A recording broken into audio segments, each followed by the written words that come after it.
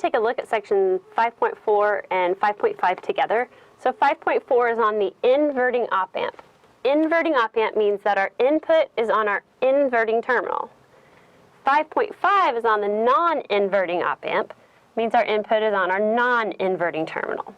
So again, we're going to just use nodal to solve these.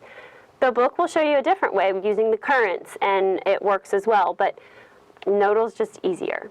So remember that for an ideal op-amp, which we're going to assume ideal,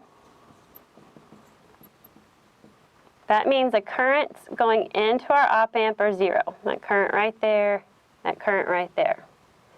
So this current is non-zero, but this little current right here going straight into the op-amp is 0.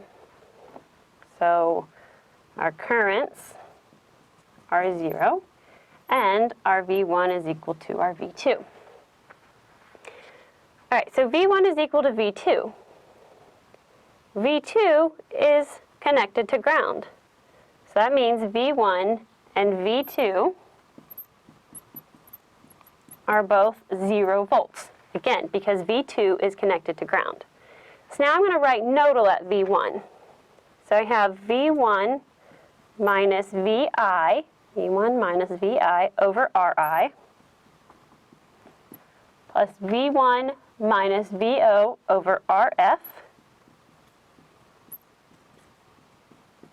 is equal to 0. I know that V1 is 0, so I can rearrange this, and when I do, I get VO over VI equals minus RF over, I think I didn't want to write an I. I wanted to write a 1. Let's make that a 1. Just because RI typically represents input resistance. I don't want to confuse you there, so let's use a 1. So VO over VI equals minus R1 over RF over R1. And this is our voltage gain, or our AV. A negative sign in a gain just means that it's out of phase. So if we have an input that looks like this, our output is going to be amplified, but out of phase. So something like that. That's all a negative sign means on a gain. So let's take a look at the non-inverting op-amp, and again, we want to solve it with nodal. Let's see what we have. 0 current here, 0 current here. V1 is equal to V2. I don't know what V1 is, but V2 is equal to VI. So they're both equal to VI. Let's write nodal at V1.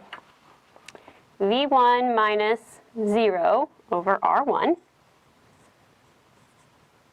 plus V1 minus VO over RF equals 0. Replace V1 with VI.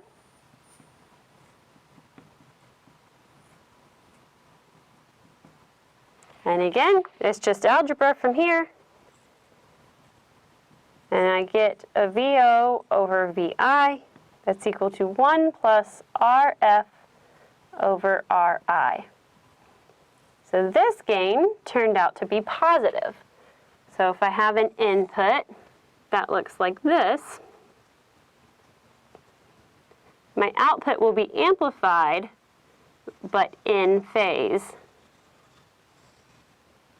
with my input.